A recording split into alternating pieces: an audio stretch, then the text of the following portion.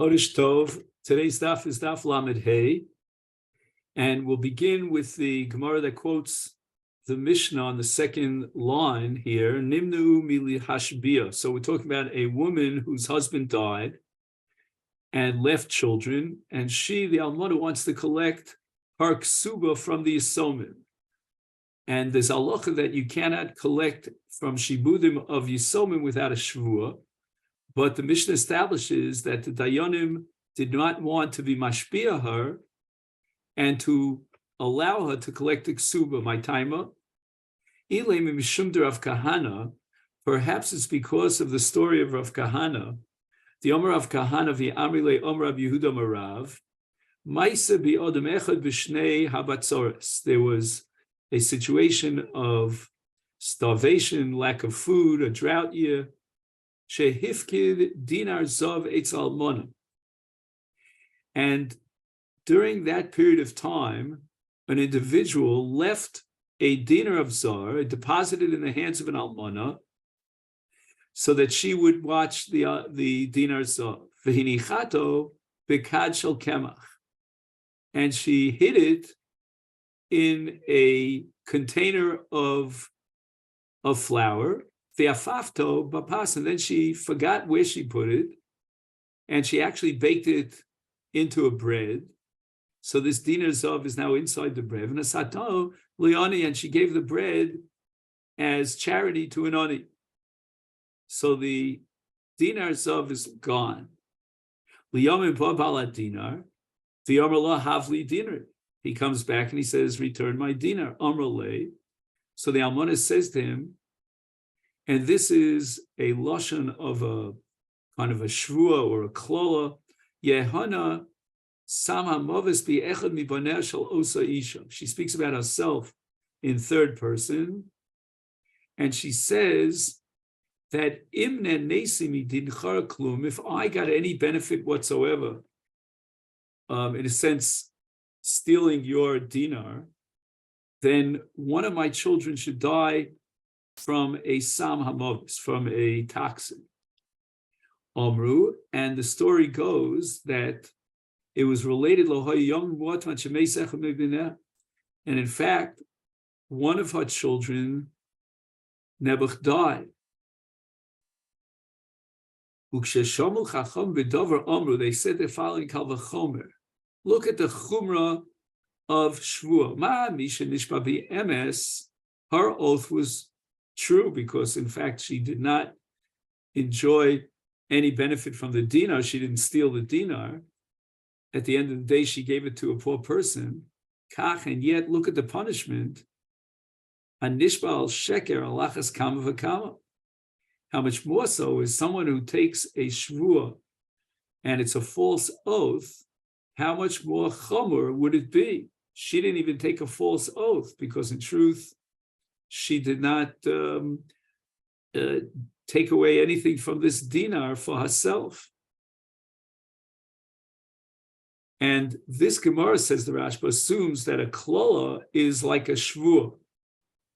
And that's based on a Gemara in Shvuas, Daf Lamed Vav, Minayin la'ola shehi kishvua.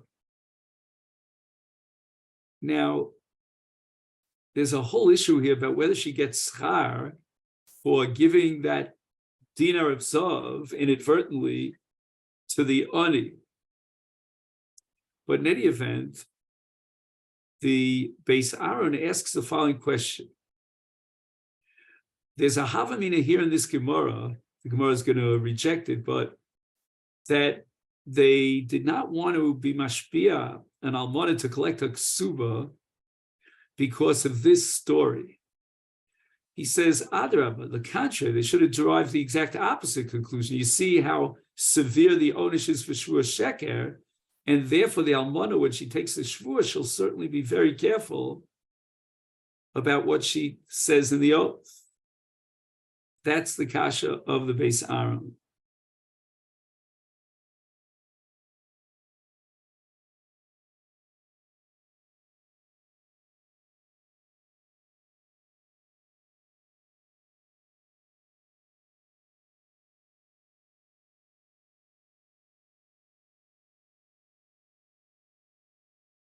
So the Gemara says the following. Here's the question. My taima iansha. Why was she punished? After all, she did not lie under oath. So the Gemara answers, Dishtar shela makom dinar. She was guilty of one thing. She did, in fact, benefit from the dinar. Now, you might ask, what benefit did she get from the dinar?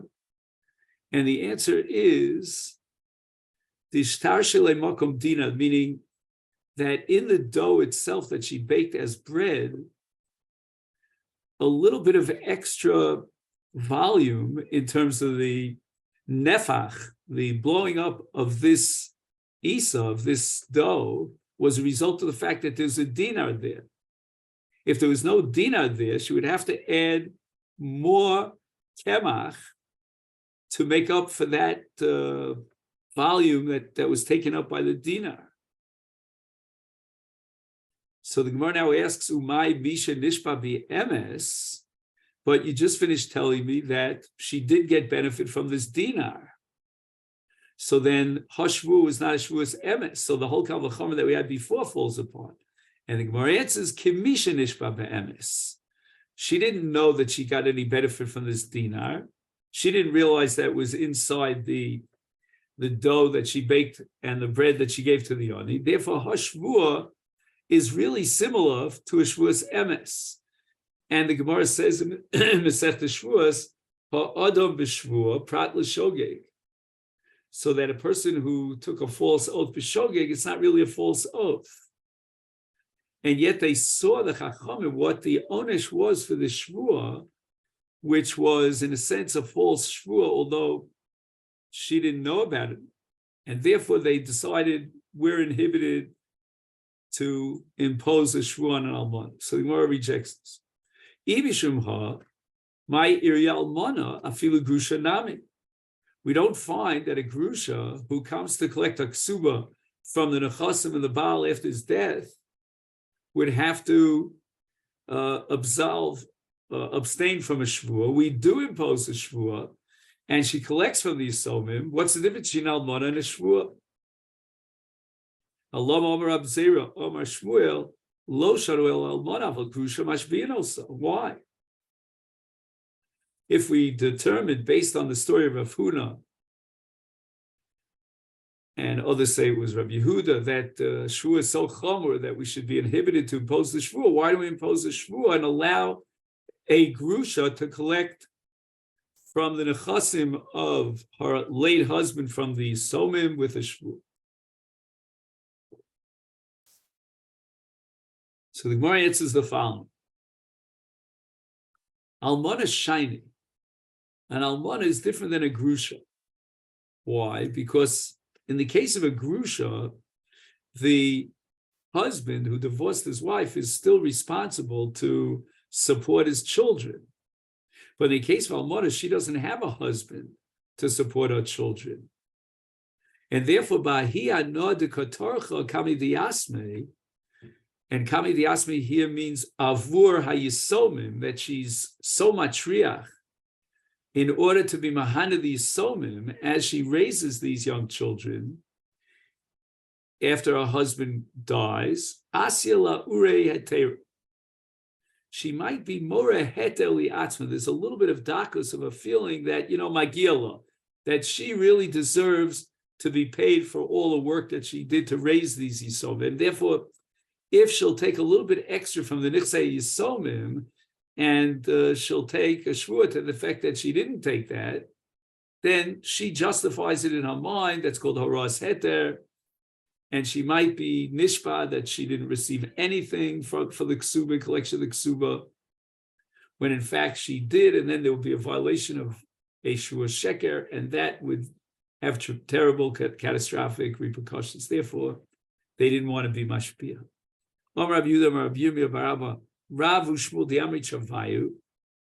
They differentiated between a shvua inside Bezdin and a shvua outside Bezdin. And a shvua that's imposed upon a person in the courtroom is a shvua chamura, lo shanu ela bebezdin. That's where the shvua is a shvua chamura. And the reason for this is because of what's called Nikitas Chayfetz, that the nishma has to grab on to a Chayfetz shel Kedusha like a Sefer Torah tefillin, and the shvua now is chal on the Shem Mefurash, or one of the kinuyim like Adnus.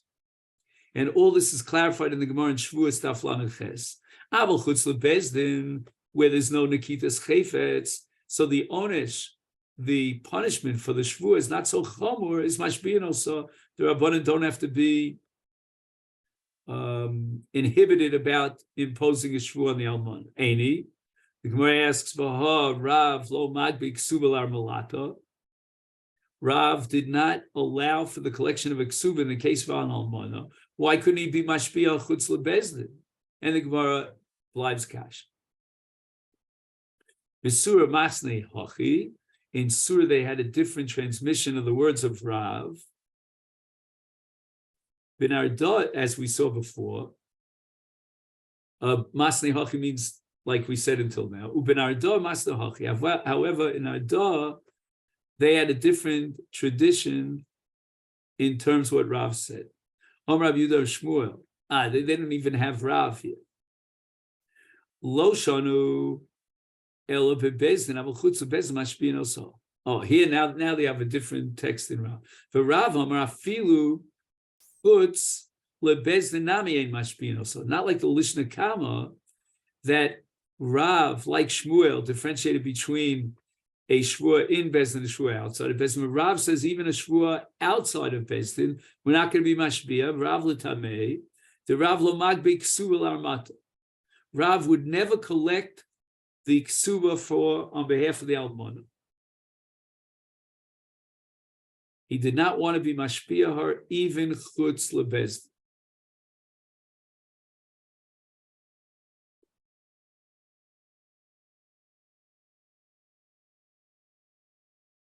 Okay. So now the Gemara asks the following. V'li'adra is miloshen neder v'ligbe. Forget about shvua. Why not circumvent the need for a shvua by imposing a neder? And that would mean that a woman would, let's say, take a neder that if I took any of the nechasim of my husband in lieu of payment of the ksuba, then there should be a neder imposed upon me that I won't eat peiros for the rest of my life. Some very, very heavy neder. And this is something that we saw in our Mishnah back on Daf Lamed Daled in the Takon of Rav Gamliel. And that would allow it to collect the ksuba. So why did Rav completely exclude any possibility of Amana collecting the ksuba? And the Gemara answers, B'shani de Rav, during the generation of Rav, Kilu Nidre, people took the neder flippantly. They didn't take it seriously. They had no inhibitions for violating a neder. And therefore, Rav could not rely on a neder in order to guarantee that she, in fact, this almana did not collect her ksuba or any part of the ksuba, and now allow it to collect from these sons. Gemara now brings a story in which the Talmidim of Rav would be noeg like Rav, and they would not allow an almana to collect her ksuba. Not this way, not that way. This almana, the asoy l'kamid Rav Huna, and Rav Huna here is a Talmid of Rav, Amallah, when she comes to collect a ksub from these somim, what can I do for you? Nothing. I don't have anything to do for you. The Rav lo madbi ksuba le'armalta. Rav would not allow an almana to collect a ksuba. Armallah, she's desperate, this almana. Midi hu taima. What was the motivating reason for Rav? Ella, it must be Dilma nakitna midi miksubasi. Maybe I took some tashlum, some payment for my ksuba, and therefore she says, "Listen, I'm taking a shvua chay Hashem tzvakos in the name of Hashem im nenesi miksubasi klum." So on her own initiative, she offered a ksuba. Now Rav Huna, as a Talmud of Rav, permitted her to collect the ksuba from the Yisomim because she, on her own initiative, took the shvuah.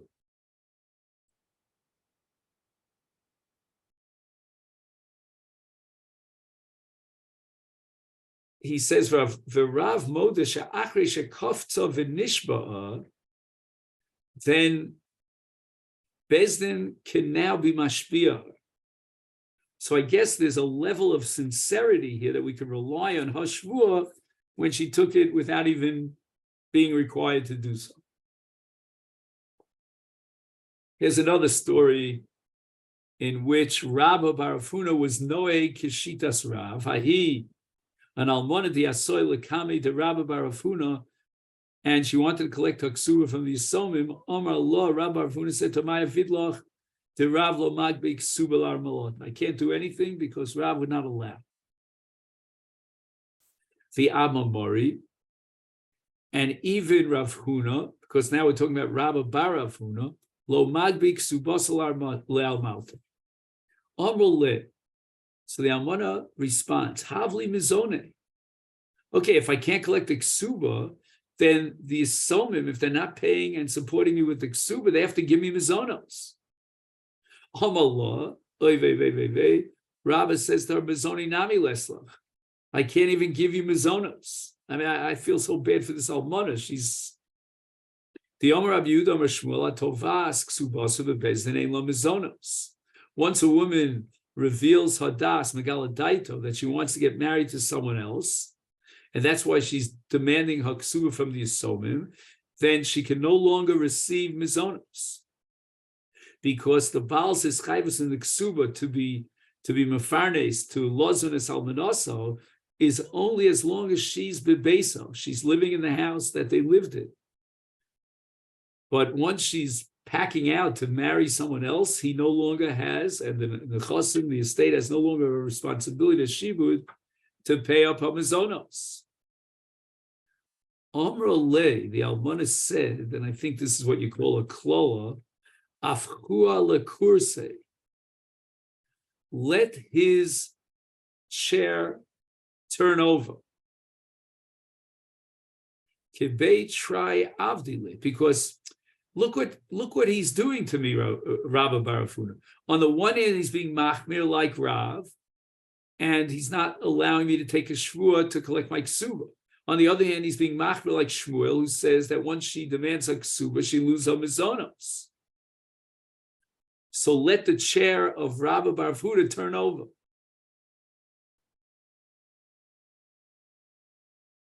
And this was a kind of kloa that Rabba imposed on Rabba Bar Afuna. That that the Almana was. So what did they do? They tried to save and protect Rabba Bar Afuna from the impact of her klola.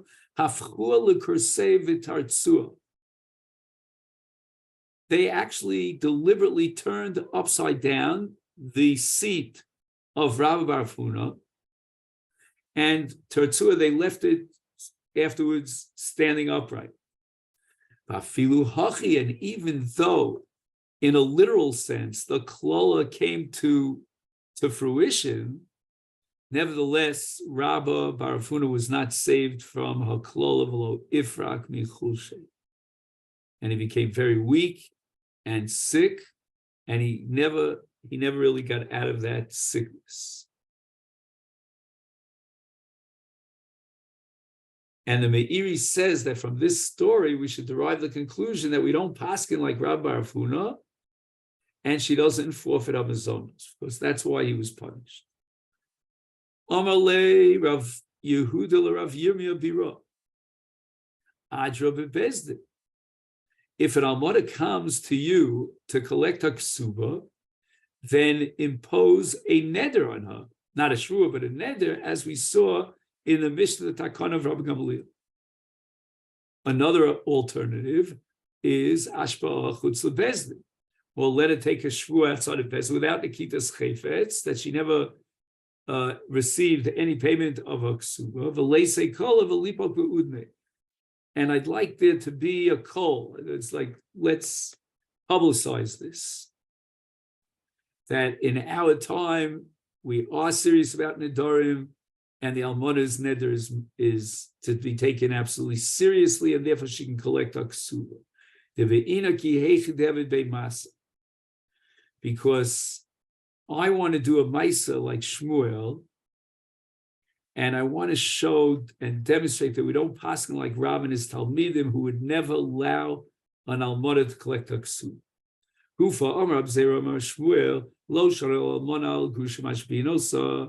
said that with regard to a grusha.